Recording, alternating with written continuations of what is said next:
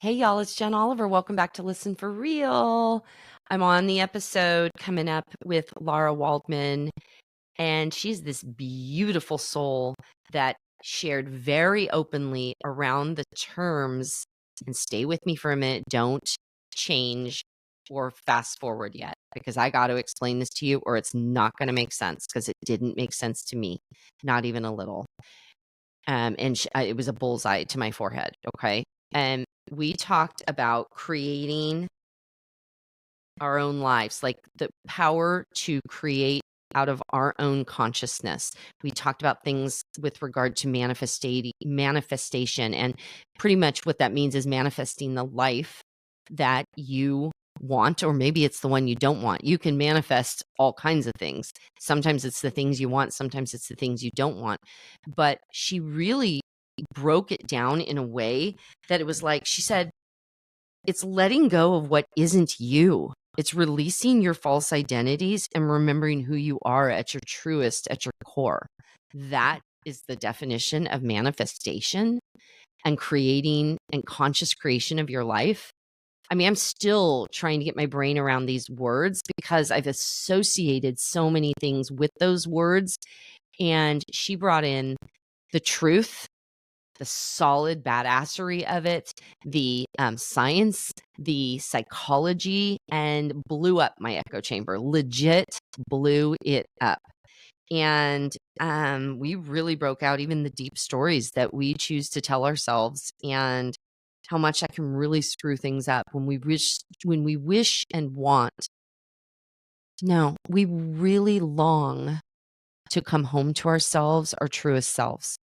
And we talked about the relationship between money, sex, love, working hard, not working hard, life energy. Like, how do we make friends with like these difficult, darker shadow sides of us when inherently at our soul level, we're just already whole and we're good and we're right, and how we dismantle stories. And it was such a beautiful synergy between she and I, back and forth, with her perspective and mine, and getting to the truth of the lives we really want to create and showing up as who we want to be, whether it's in what we say or the work we do or the money we make or the sex that we have, whatever.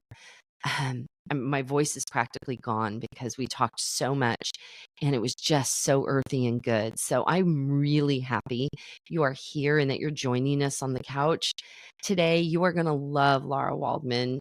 She's just a gem over there in the UK. She's got this Vancouver, British Columbia / London vibe to her accent that is just so lovely and wise and true. So enjoy this. I'm so glad you're here with us.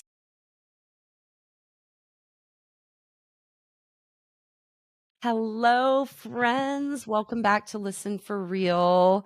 It's Jen Oliver, and I am here today. We are in for a treat. Lara Waldman's here, and Lara, you are new in my world, and I'm so dazzled that you took time to be here. I know you are in a much different time zone, but I really am excited to talk about all things. Like, we go into woo, we go into practical stuff, we go into business, we go into healing, we go into spiritual. Like, you are not a one-trick pony. Like, there's so much richness to you. And last time we chatted, I just went, oh, we could unpack a lot of things.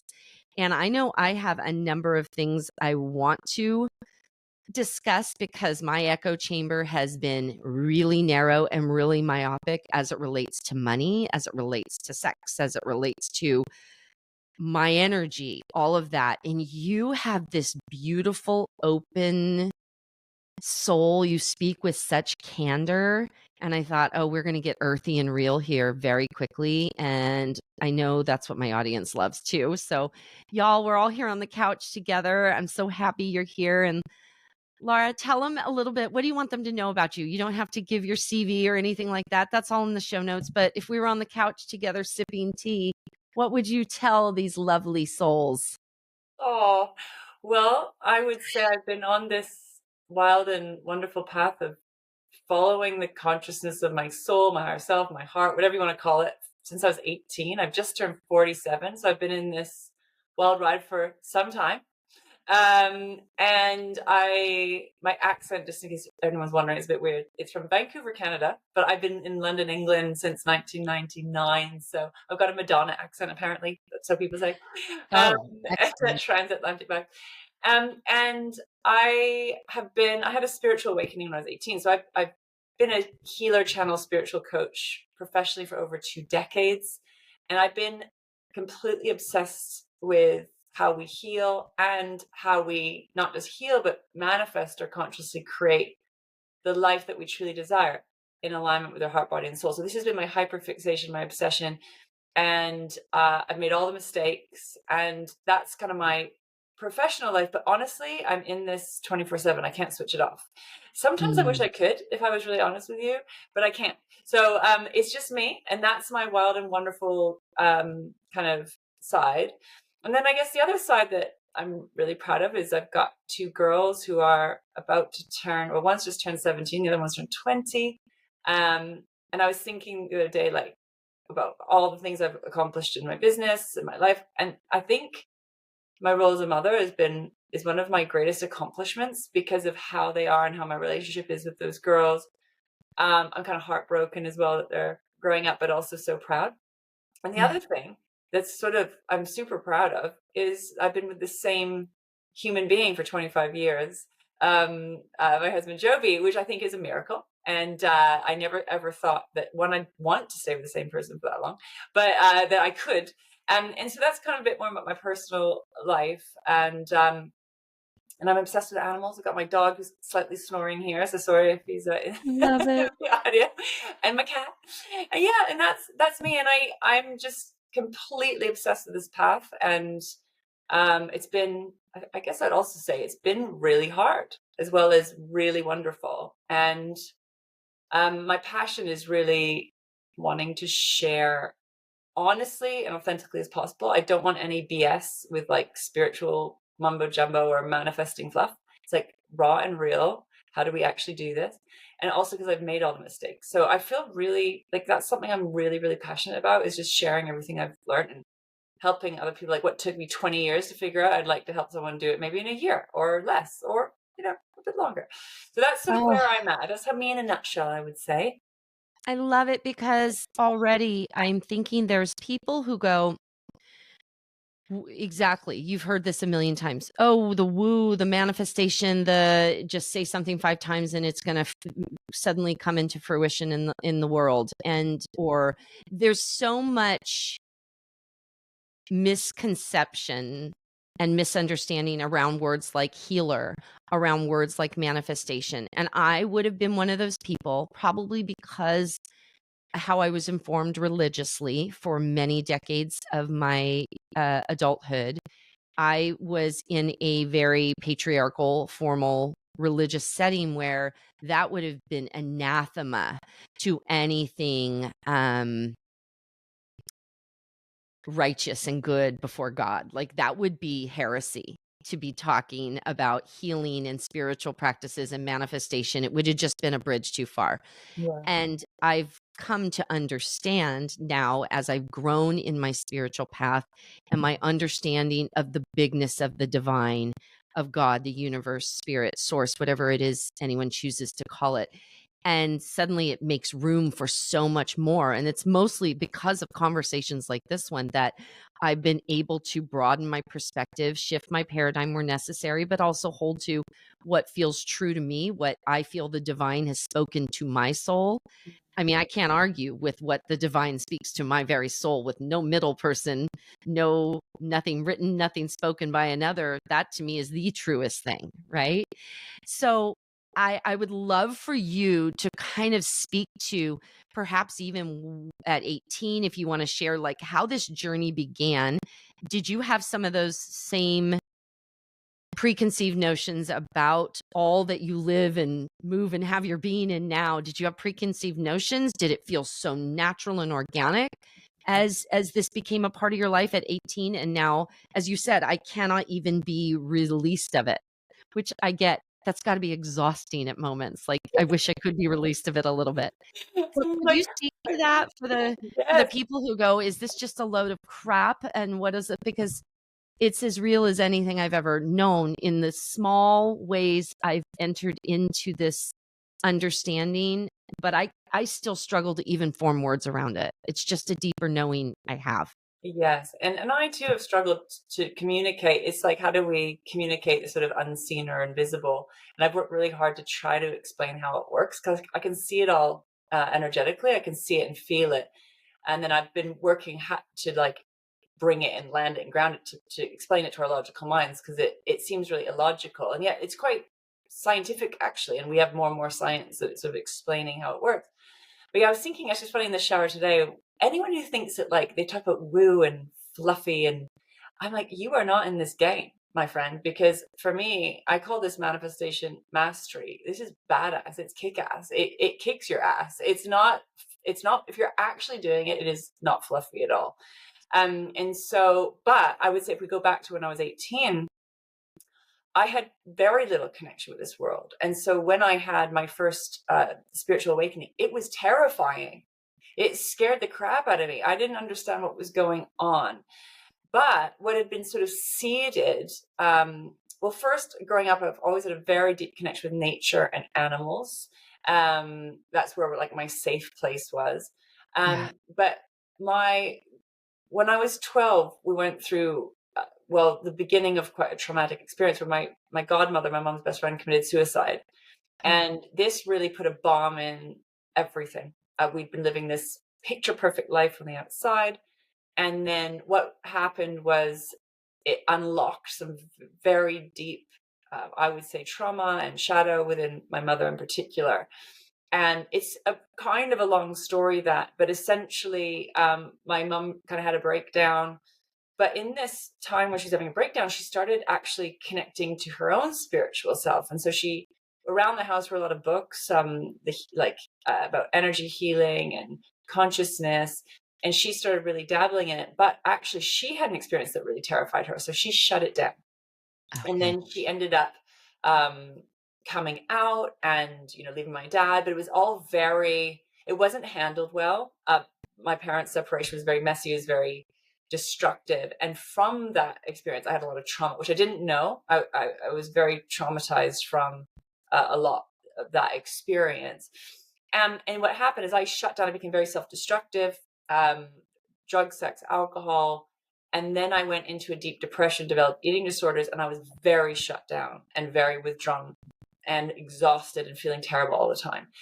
And so around that time, I'd gone to first year university, and I couldn't connect. I was really struggling to connect with normal people and normal life. And I started seeking. So I started reading some of these books.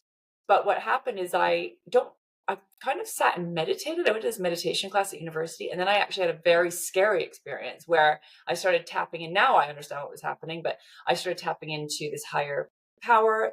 I kind of had to, when I meditate, I'm very visual. So I was getting these visuals, I was hearing, and essentially I saw a vision of what I'm doing now. I saw myself talking to the world about the fact that we have the power to consciously create our lives.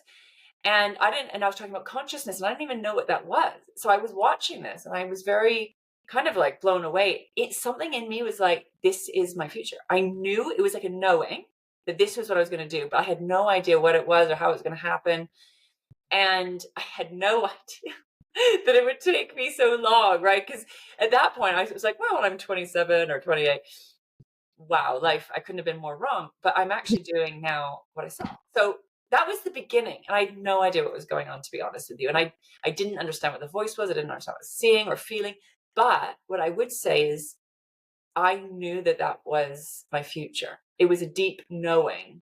And I quit university, and then I just went, and then I just started on this whole new adventure. So that was the beginning of I call it my spiritual awakening, but connecting to Yeah. something beyond my mind.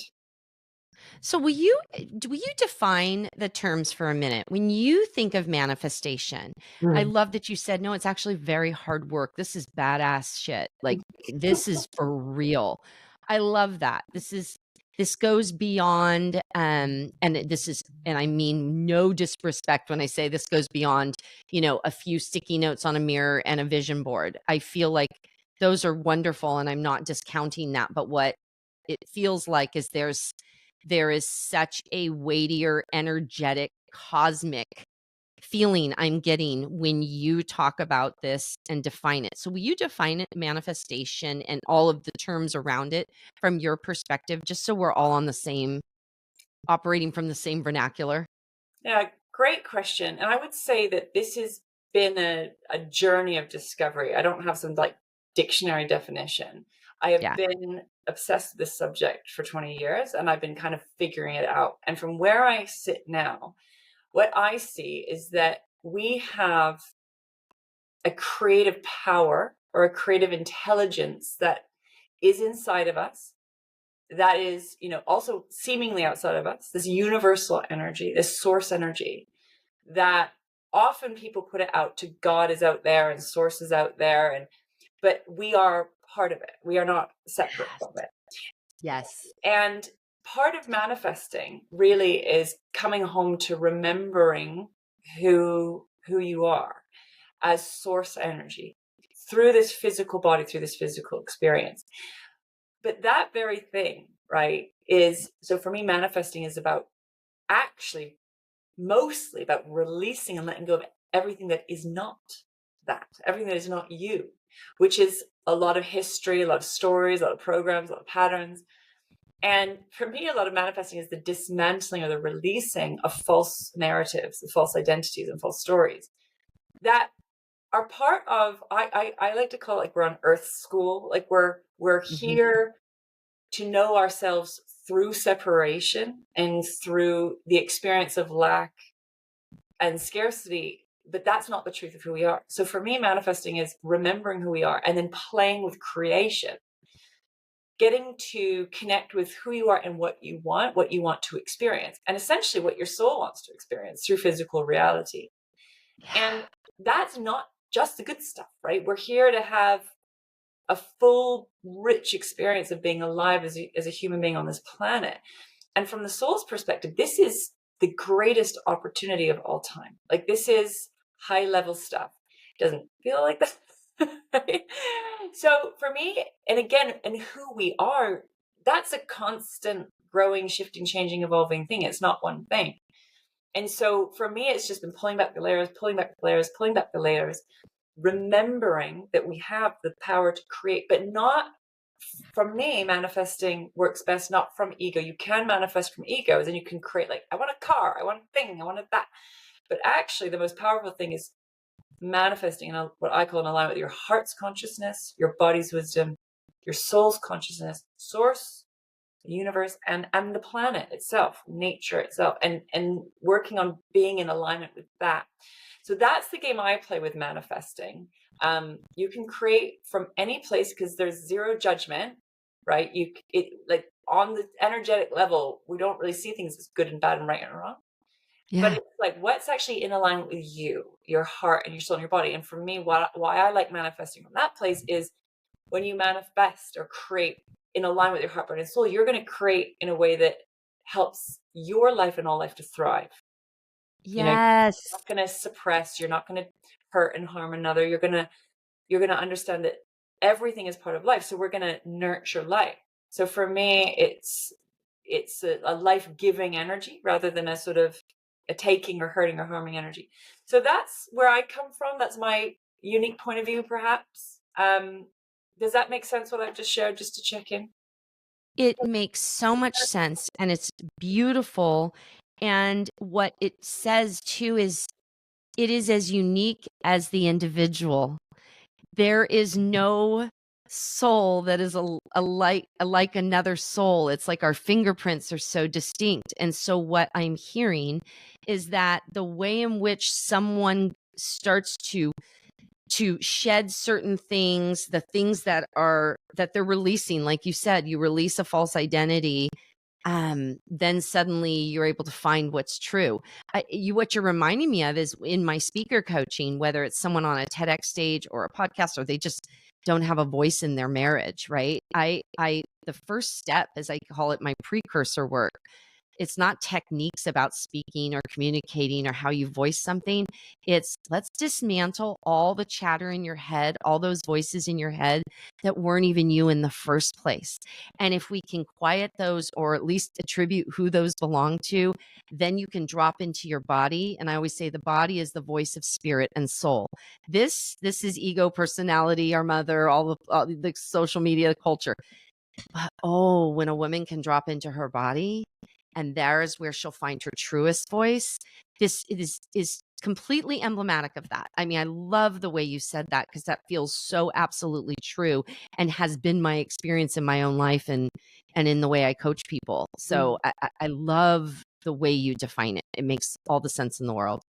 Oh, that's so beautiful. And yeah, I mean, my first step was actually I became an actress, and what you're just talking about, like, was a lot of the training we did in theater school, and really like unlocking our voice, and sort of we realize how many blocks or how much suppression there is of self, right? There's our voice, there's self. We don't even know who we are. So, and we're taught to really, mimic and copy rather than like, who are we in our true authentic expression. So acting was really good for, or like public speaking training and coming back into connection, and singing training as well, like really getting into the body and letting that kind of almost inner voice come out.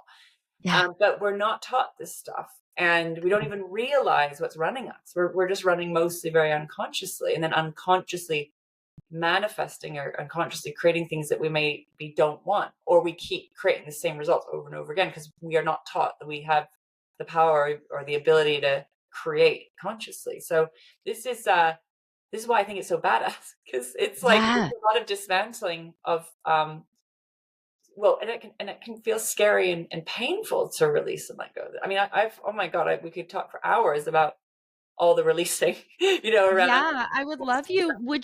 Is there something we would be willing to share? Uh, uh, uh, w- could you paint an example of something that you've released that no longer served or needed to be lovingly let go of? Can you paint a picture of that, of what you're referencing when you say that? I mean, I have so many examples, but I'll share probably the hardest one that I've only recently really overcome. And I would say this has been a 20-year journey, which is all about healing my relationship with my mother. So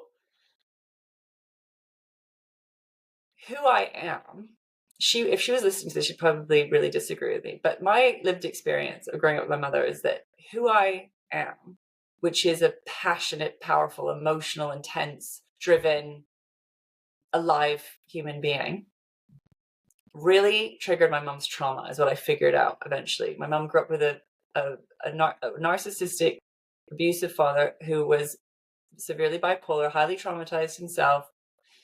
And she learned to cope with it by being the good girl and keeping her mouth shut and people pleasing. And then I came into the world like, fuck that. Like I that wasn't me. I wasn't a people pleaser. And I got, really shamed and attacked for being myself. And I just couldn't, for the life of me. My sister managed to do the people pleasing and the A-star personality really well. I couldn't do it. So I really felt like the black sheep. Now, then when she went through her very big traumatic kind of breakdown, that's when my healer got activated.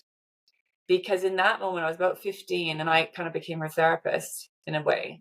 And I became the space holder healer, because it was like, if I don't hold this woman, shit's going to fall apart. And I thought she was going to kill her. She was suicidal and I thought she was going to kill herself. So I was like, I have to hold her and hold everyone. Otherwise, this ship is going to sink. So the gift of it is it activated my inner healer. But what happened was I developed this thing that I needed to hold and take responsibility for everyone and everything. Very deep pattern that developed when I was 15, and I've only just quit it. So, and the light of it is that I am and have been, a I'm a very good healer. I'm a powerful space holder. Like, it developed a skill that has been something I've used and I still use. But what happened is I believed that I had to be the healer and the holder, keep my mouth shut, be sweet, hold this very volatile situation in order to feel safe. Yeah. And what happened was I became like spiritual Lara or light and love Lara. And then I shut off from a very large part of myself. And I discovered this has been this 20-year journey of basically my body started screaming at me. I had really horrendous gut health problems. I had emotional, mental, like imbalance, physically, mentally, emotionally. I was a hot mess. And what I had, and through my journey, my manifesting journey and my healing journey, I discovered that I had completely shut down and shut off from what I would call my power or my true self. So every step my soul, my higher self was guiding me to take, which was, to be a speaker, to be a healer, to be visible, to really grow a big business, to be wealthy, to be successful. Every little step felt like essentially I was going to be attacked and abandoned, because that is what happened to me. I was attacked for who I was, and I was abandoned. Came home one day and my mom had gone. And when I was 14, and she did abandon my sisters and I was attacked for being myself. So I have lots of data and evidence to back that story. Yeah. So every little step I've taken in my business, being more visible, has felt like going to war. It's been a huge inner fight. And that's why I think this has taken me so long. It's been so hard. And what I realized, it was a battle between myself and the world, but it was like myself and my mom. I either choose to be loved and received by my mom, or I choose to be myself. And so I was really living this either or universe. Mm-hmm. And I have data and evidence to back that, right? Like, data and evidence showing me that was true, but I was also manifesting it unconsciously because it was a very deep story running through my system.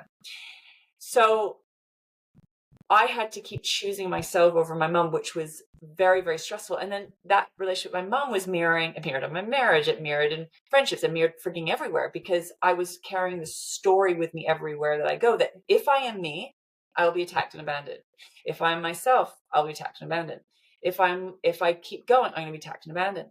And I manifested a lot of that too. Like, I've had so much kickback, so much really hard and hurtful things said to me for Mm-hmm. being me and doing what I do. Because I talk about spirituality and manifesting, and I talk about money and wealth and business. It's like, a mixture of this sort of how dare you and how shameful and how wrong and how bad. Mm-hmm. And I felt like everything I've been doing is pushing up against all those edges. So yeah, and honestly, there was a kind of crisis point that hit where my guidance helped me through this, because I couldn't make that decision. But my guidance said, if you don't shift this now, like, your whole business is coming down. Like, everything's going to come down, because you have to face this. This is my hardest, like my biggest, like, wound soul's journey. And I finally chose myself over my mom. And I was guided to have cut all contact for a year, to rewire my brain and heal. And it was devastating and lots of kickback. And I held myself and I did my work. I've got a step-by-step process. I kept and I was like, this is horrendous. No wonder no one wants to change. It was real. It felt like dying. It felt terrible. But actually, I moved through it. And all it was I was rewiring the story and the narrative that I essentially am too powerful. I'm too much. I'm too intense. Like I'm bad, I'm wrong, I'm all that stuff, which I'd worked through a lot already. To be like, I am lovable, I am worthy, I'm safe, and really having to rewire a lot of that story. And I'm back into connection with my mom now, but I had to detach and unhook from this responsibility to eventually save and rescue. I had a very deep rescue complex, and I call it my wounded healer, which was like I would just do triple backflips for everyone and trying to help everyone, and really deeply self-abandoned as a part of that.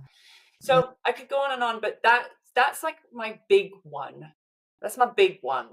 And for me, manifesting, it's like manifesting, I think it's about manifesting ourselves. Like, this is about Mhm. me coming home to me, regardless of whoever like agrees or disagrees, or receives or doesn't receive, or judges or loves.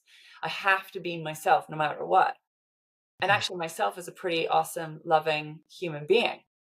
If someone can't receive that, well, that's not my problem. So Right. I finally got there at 47 years old. Do you know what I mean? It took a while. But that was like my big hero's journey, if you will. And on the other side, I'm like, oh my God, that did not have to be so hard. Like, now that I know what I know, it's painful as you're going through it. Yeah. But oh my God, this is so much easier not doing all that BS, Yeah. triple back flipping and fighting. And it was like an inner war. There was an inner war, and the war is over. And now we get to just create from a different place. So that's sort of my big one. But there's been lots more Yeah. over the years. Oh, I resonate so heartily with you on so many levels. I can't even get over it. It is a really interesting thing to go, okay, we have this formative story and that we can relinquish it, but it feels so selfish. Like, I know for me, as you were talking, that idea that I choose me Yeah, and that I choose what's best for me is just anathema to being, the loving being that I'm supposed to be, that seems like selfish. And I've learned that is not true, and I've only seen, to your point, the same evidence in my life and in the people around me benefited. They were not somehow um got shafted because, I took a priority and or made myself a priority, whereas I always thought I have to sacrifice myself on that altar for the majority. You sacrifice the one for the all. yes, And what you're saying, I really understand and is true. And I've only come into this in my own way in the last few years, and I still brush up against it. It's still I'm learning at the feet of this every day. yeah, And that's okay. That's part of my journey right now. But I see that the few times I have finally said, I am going to make this choice, and this choice is actually for me. And I'm going to give other people the dignity of their response. But this is the choice I must make. And every time they are better for it too. It is not just for me. yes.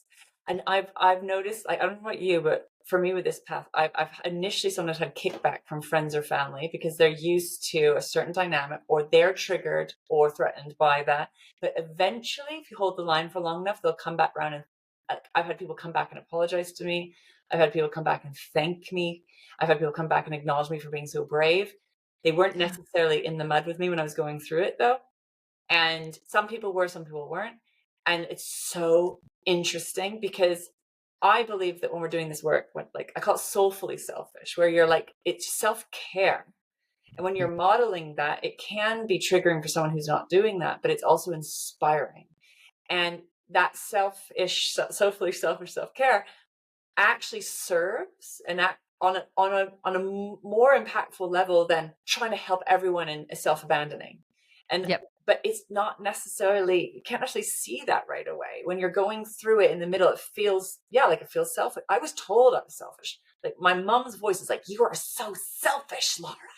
Like as if putting your needs and self first is a very, very bad thing. And I'm like, yeah, I guess I am. Because if I don't, I make myself sick. Like, I have learned this the hard way. I've made myself broke. I've made myself sick. I made myself unable to function from being, so generous. Like, this is not good. Why are we modeling this? So anyway, it's just for anyone listening, like, it doesn't feel good or easy always putting yourself No, first. But that's right. in time, if you give it enough time, and I'm talking like not just weeks, maybe months, sometimes years, right? Give it time and you'll see what happens. And some people do, like, I think that my biggest heartbreak has been like the loss and letting go of certain relationships that don't grow and evolve with you. Mhm. But I've actually, a lot of this has been about just accepting and letting go, like accepting everyone for where they are and what they're choosing, but not holding myself back because of that. Because that's what I did. I held myself back for so long because I caught my longing for belonging. Like we were hardwired to want to fit in. Absolutely. And honestly, like I just went round, round, round circles, going like it's either I choose myself, my path, or and be alone, or I choose to fit in and not really be myself. And eventually, I just couldn't do it anymore. Yeah. Yeah. I would love to take a quick break, but then when we come back, y'all, like we're in this together, right? So I would love to get into some of the supportive structures around what does the work look like to emerge and to be on this path. And so that, because I always I feel like this responsibility that I awaken something in someone and then I leave them in the lurch hanging there with it. So I also just want to responsibly like love on you all. This is probably me going, oh, I need to do this for everyone. Of course, that's what I'm doing. I just caught it myself. When the student is ready, the teacher appears. So anyway, we're going to take a quick break. We're going to come back and we're going to give you whatever the universe has for you. How about that? And I'm not going to manipulate it, not even a little. So we'll be right back. And we're back. Okay. What about our lives? So I'm thinking about money. You referenced it. I had no money. My relationships, everything fell apart when I was supposedly at the service of everyone. So then you begin to dismantle that way of being, and you have a thriving relationship. I won't ask you about your sex life unless you want to volunteer, but go ahead. But I actually think energetically, I I I am seeing a complete correlation between money and sex, money and love, money and relationship. Like they are not mutually exclusive, not even a little. And so I actually think this relates deeply. But what of that? What do you think on that? How it's all connected and what's next in your mind? So when my work with money manifestation and wealth creation in alignment with your heart, body, and soul woke up when we were very broke. We had two little babies and we had no money. We basically couldn't even just like pay our bills. And I that was like I call my one of my spiritual awakenings was around money and wealth. That was 14 years ago. Mhm. And I started learning about how to manifest money, but our relationship with money and why I was broke, why we had no money. And it was a big thing of this giving my energy away, trying to heal and help everyone, but I'd self-abandoned. And I needed to learn about coming home, put your oxygen mask on first. And as part of that, I was a sort of a big, deep journey of dismantling a lot of blocks around receiving and around value and worth and power. And part of that journey as well was at the same time, I had a terrible sex life. Yeah, we did have sex, but I was not satisfied. It was not good. And I think we had about sex probably like once a week, but it was like dutiful sex. It was like, this is what I'm supposed to do just to keep my husband happy. And to be honest, like very embarrassingly, like I didn't even have my first orgasm until I was 26. I thought I was broken. I thought I was sexually broken. So I was broke. I was sexually broken. Everything was a mess. And my guidance, as I started working on money manifestation, what started happening was my guidance started to ask me to start working on my sex life and my intimacy with my partner. And I was like, I'm trying to manifest money here. I don't want to talk about sex and relationship. Yeah, What are you talking about? sex doesn't pay the bills. What What are you talking about? are we talking about? It was so confusing. It's been so confusing, all of it. And my soul, my heart, my higher self was teaching me about how to navigate through these pains and problems and obstacles. This is a big part of manifesting. It's like, okay, we got a problem, we got a pain. Like, how do we solve this through the lens of the heart, body, and soul? And again, it's a long story. It's been a long journey. I tell you what, we've been working on it really deeply for 10 years. I'm having the absolute best sex of my life. I'm having mind-blowing sex that I had no idea was even a thing, but it did not happen overnight. And it's taken us 10 years working at it, working really hard. So again, it was like, well, what's stopping me or blocking it? What is creating this intimacy lock? What is creating this pleasure block. And it turns out there was a lot in there. And we could probably talk for hours about that, but it was tied into my relationship with my mother and my father. It was tied into relationship with myself. But I found out, there's a lot of sexual trauma in my ancestral history that I found I was carrying in my body. Again, we're not taught any of this stuff. So absolutely, I found that we could, with manifesting money, what we're doing is working with sexual energy. But it's not just sexual energy, it's life force energy. That's part of sexual energy. We have so much distortion when it comes to money and sex and power and creative power. There's so much misinformation. And so my big passion is helping me to come home to like dismantle all the BS. A lot of it comes from like religion and like the history of religion. A lot of it comes from a lot of trauma, a lot of like misuse of sexual energy. Yes. That is rife. It is still rife on this planet. And a lot of taking, right? It's a lot of taking from other and seeking outside of oneself. So there's been so much historical hurt and harm and misuse of power when it comes to money and sex. And this whole journey is about coming back home to what I call as healthy wealth and how to work with these energies in a healthy way, because it's the most natural and beautiful thing of all, our sexual energy, our life force energy, and money and wealth as well. But we've got some dismantling to do. So yes, I mean, there's so many stories around that, but essentially our blocked and sexual energy, our blocked life force energy also can block money coming. It blocks our ability to receive, and it blocks our ability to create. So we want to work on like unlocking those blocks, or at least getting the energy flowing. But it's, it really does. I do think this work needs support and facilitation, because this is why I say it's badass. It's like mastery level. This isn't small stuff, because a lot of these blocks, we're talking about trauma. We're Yeah. talking about either, real hurt and harm that's come from your lived experience, or down through the ancestral line. So we are liberating ourselves from a lot of history as well with this work. If you go all in, Yeah. I mean, it reminds me, you're exactly right. So many of us think we're battling what is in our own memory bank from our own life, or maybe what we don't remember, but all that happened or occurred in or around us. And if you understand epigenetics, and I remember in my first season, I had a podcast episode with Dr. Valerie Rain, and she was talking about the patriarchy stress disorder, and she was talking about passed down trauma, and this notion that your DNA is literally marked with the trauma experienced by your ancestors. And you could no more control that marker on your DNA that you could control your eye color. Right. And so if we know that, that's incredibly liberating, I think, in some ways, because we gaslight ourselves and go, well, it's just about me. It's about my experiences. There's a liberation in knowing that. But you're not stuck with it. That's the difference. You go, but my eye color, if I can't change it, then I can't change that. You can. But it's work, to your point. There's a work around it.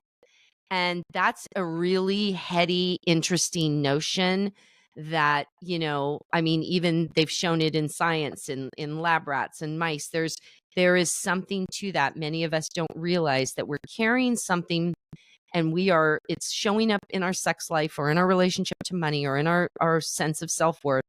And it is from generations prior to us. It's Yeah. so amazing to me to think that.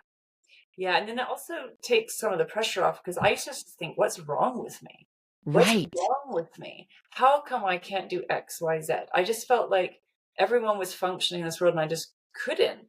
And that's partly, trauma. And I did go through traumatic experiences, but also, and then I realized, oh my God, I was carrying, and it took me, this is why it's probably, I've been obsessed about these blocks. I'm hyper fixated on if manifestation is our birthright, which I believe it is, and wealth is our birthright, which I believe it is, what is stopping us and blocking us? And this is where I went. I was like, oh my God, there's so much here.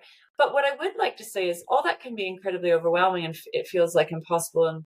But actually I have created a very simple step-by-step process to transform these blocks. And this is what I'm so passionate about now. It's like, yes, we're dealing with heavy historical stuff, but we can actually shift and change it. We can shift and change it. Or at least hold space for the possibility of that. What I've learned as a healer is some things can heal, some things can shift and change, and or you find acceptance and That's it. forgiveness around what was and what is. So there's a dance, but sometimes some things don't necessarily heal or in the way exactly how you want, but you find a sense of peace and acceptance and forgiveness, and you liberate yourself from the stress and anxiety and then you find a sense of peace with that. And that is possible. All of that is possible. It's uncomfortable. Change is uncomfortable, but actually it can be done in a really beautiful way. And this is kind of my big passion now, because it took me so long to figure this out. And I'm like, okay, how do we do this with a greater ease? And it's actually really simple. Yeah. And I can share with you if you want to know the simple step-by-step process. But Hmm. it can feel impossible. It can feel like you're bashing your head up against a brick wall. Yeah. And I just have so much compassion for anyone who's really, really struggling with something like that. And I also want to say, change is inevitable. Like, the one thing you can rely on is change. It doesn't mean it's comfortable. It doesn't mean it's always going to be exactly what you want. But this is why I love talking to the heart and the soul, because that part of you knows what's up.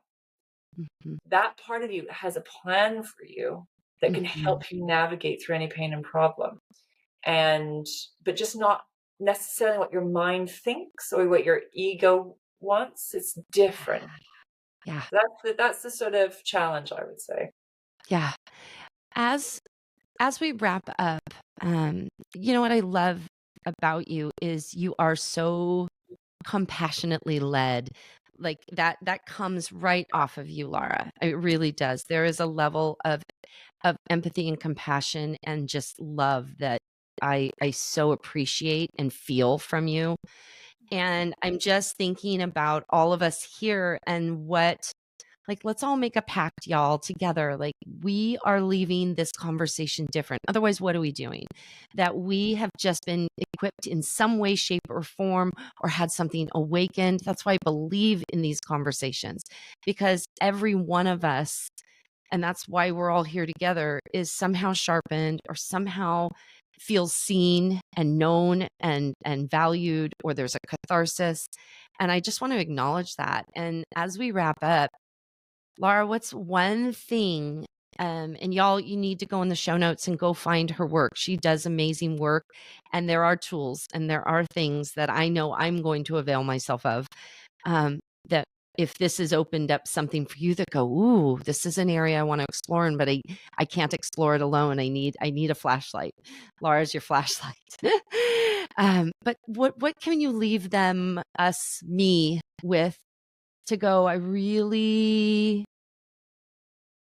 just want to take this and not go on about my day and go have a sip of wine and start my evening, after this call. I really want to take it to heart and make it stick. What do you think, Lara? What do you want me to do, and what do you want us to do?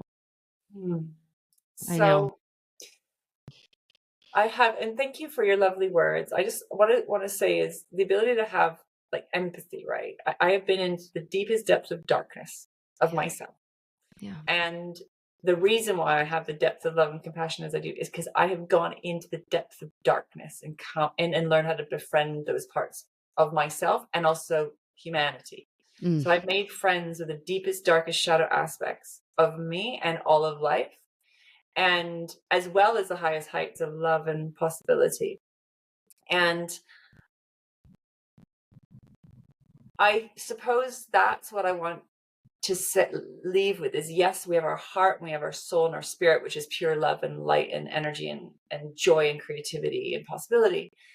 And we have the parts that keep us blocked, the parts that we think are bad and wrong and shameful, which lives in the shadow. That part of you I see as the soil.